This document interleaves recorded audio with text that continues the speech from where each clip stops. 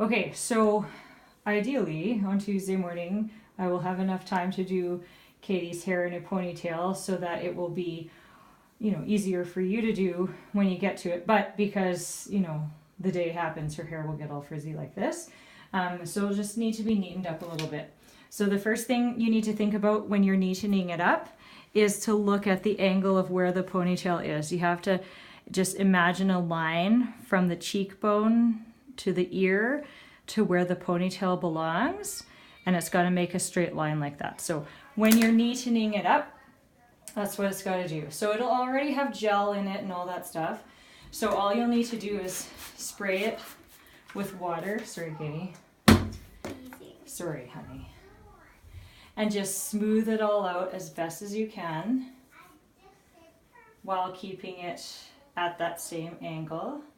And the big thing is getting all the flyaways from underneath.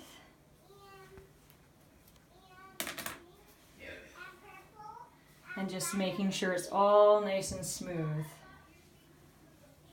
And there's no more flyaways once you clean up the ponytail. So, it took me about 5 minutes to do the original ponytail. So just neatening it up should take a minute or two. It shouldn't be that big of a deal. Ow. Sorry.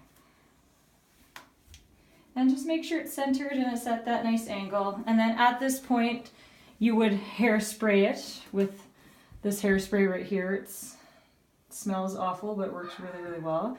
Just spray it and then just use your comb just to kind of smooth it in. But it's bedtime, so I'm not going to actually spray her hair. And then the next bit is to grab the net. And what you want to do is hold the net almost like a ponytail holder. This one has a few holes in it, but we won't have any holes later. But hold it like a ponytail holder almost.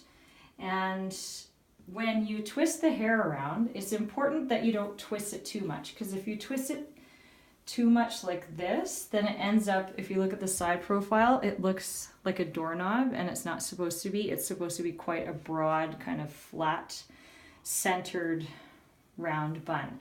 So really just twist it relatively loosely and try to keep it as even as you can.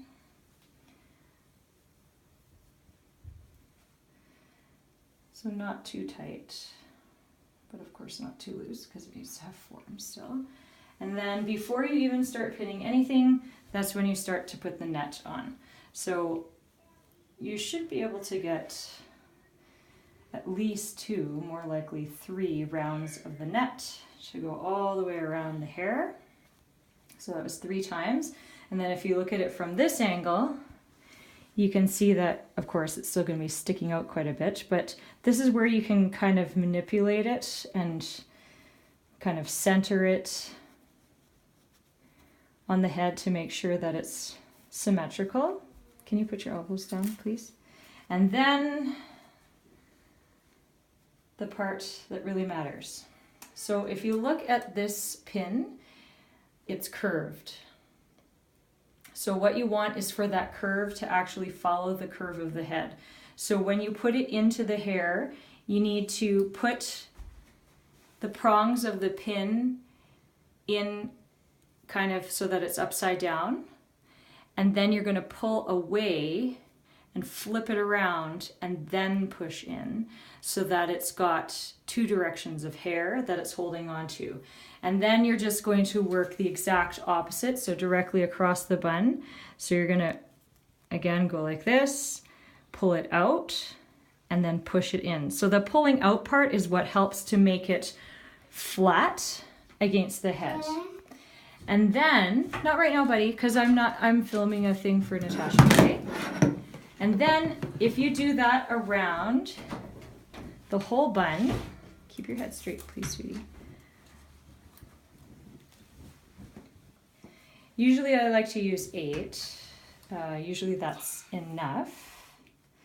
And it should be secure. So really, when you're doing this for your dancer, you just ask, is it secure? And she'll shake her little head around and she'll tell you where it needs extra pinning.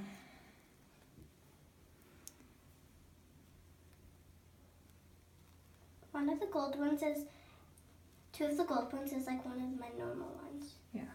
So what do you think about that, Kay? That's about 8 pins. Can you give your head a shake? Does it feel nice and Yeah, that's secure? Cute. There's one little part that's kind of sticking out here. It's not perfectly round. But again, you can do like with these hairpins. So it's not a bobby pin because the bobby pin is kind of straight and it's not symmetrical, but a hairpin kind of makes a nice little arch and it looks like an upside down V. It's symmetrical.